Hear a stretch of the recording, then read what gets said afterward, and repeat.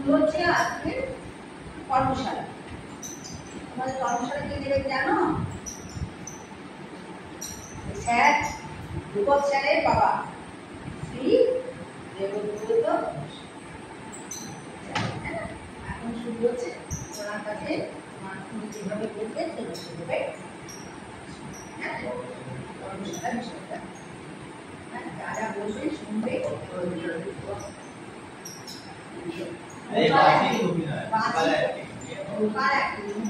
অভিনয় নিয়ে হ্যাঁ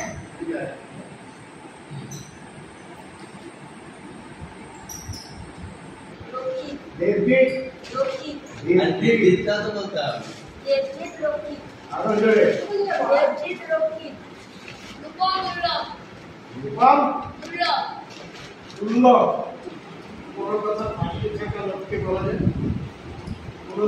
কোনো কথা একটু দূরের লোককে বলা যায়, কোনো কথা অনেক দূরের লোককে বলা যায়। ঠিক আছে? যে কোনো যেমন বললাম পাশে আছে রুদ্রমুর্মু সঙ্গে এইভাবে কথা রুদ্রমুর্মু ওইখানটায় আছে রুদ্রমুর্মু এভাবে বলবেন রুদ্রমুর্মু ওই দেওয়ালের কাছে আছে রুদ্রমুর্মু এভাবে বলা যায়। তিন রকম ভাবে কথা বলে একটা কাছে আবার এমনও হয় ফিসফিস এটাও এই পিচটা মাথায় রাখে। আর কি সবসময় মনে রাখতে হয় যেমন ও দুর্লভ এই রে দুর্লভ দূরের আগে আমাদের জীবের ডগাটা চাপড়া কথা বলে ওপরের অংশ উপরে থেকে গেল দুর্লভ দেখ কেটে দুর্লভ দুর্লভ দুর্লভ দুর্লভ কয়বার দেখ লাগে কিনা জীবের ডগাটা জীবের ডগা লাগে লাগে না জীবের ডগাটা লাগছে তো এবার সব দন্ত সব দন্ত সব বলে হ্যাঁ দন্ত সব কেন বলে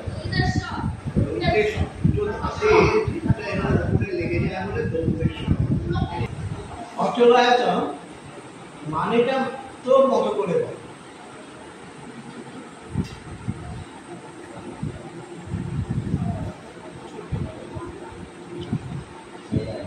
যেটা অচল এক জায়গাতেই আটকে আছে আয়তনটা আয়তন সেটা অচল হয়ে বসে আছে এক জায়গায়, সেটা ভাঙতে হবে। এটাই অচল আয়তন নাটকের মূল কথা। 1912 সালে রবীন্দ্রনাথ ঠাকুর লিখেছিলেন। ঠিক আছে? এই যে আমাদের শিক্ষা, এই শিক্ষা আমাদেরকে প্রথম থেকে পড়াচ্ছে যে তুমি বড় হও, দেবতাদের সবসময় ভক্তি করে যাও, নানান সংস্কার সমাজের ভেতরে যেসব আছে। আগে ছিল সতীদাহ, আগে ছিল বাল্য বিবাহ, এসব ছিল। বালকদের জমিদারের বাড়িতে ভালোবেসে করে খাটতে পাঠিয়ে দিত।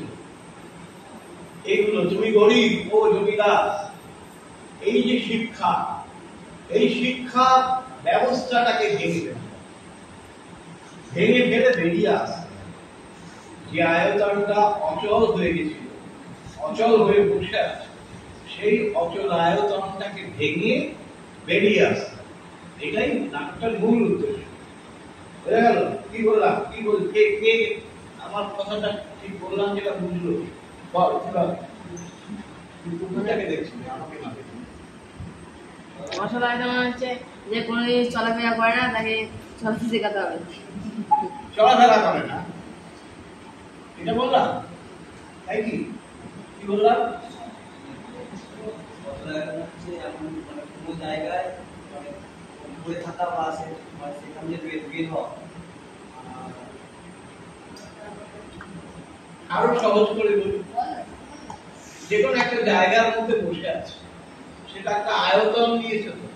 আয়তন মানে একটা জায়গা মধ্যে বসে আছে।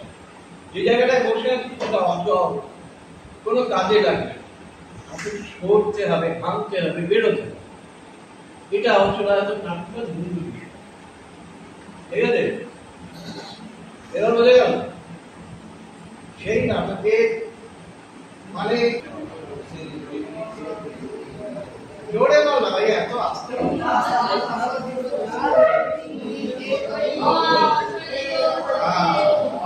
এটাকে স্বরবর্ণ বলে। দেখ, লক্ষ্য করে স্বরবর্ণে স্বরটাকেই কাজে লাগে। স্বরবর্ণে অ বললাম না, ছোটের কাজ করলাম না, জীবের কাজ করলাম না, কিচ্ছু দরকার নেই। শুধু গলা দিয়ে অ আ অ আ ই ই দেখো ই আর একটু জোরে, এভাবে এটাকে স্বরবর্ণ। আর যে শব্দটা, যে অক্ষরটা মুখের ভেতরে ব্যঞ্জন মানে নিশ্চিত। আজকে কি কি ব্যঞ্জিত হইয়াছিল দুপুরবেলায় খাওয়ার সময়?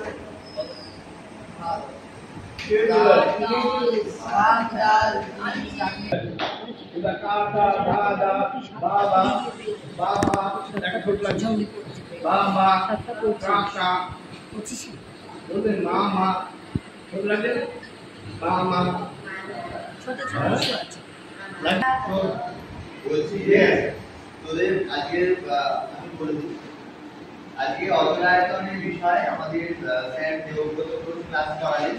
তো তোরা নাটকটার বিষয় অনেকটা বুঝতে পারলি, তো তারপর আমাদের তোদের বিদ্যুৎরা করাবে। যাই হোক, এখন রান্না স্যার সভাপতি অপরাজিতা সাহাকে অনুরোধ করছি আমাদের আজকের প্রশিক্ষক দেবব্রত ঘোষের হাতে সার্টিফিকেট করে দেওয়ার জন্য।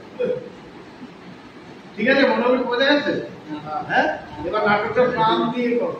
জোরে হাততালি দিয়ে। হ্যাঁ,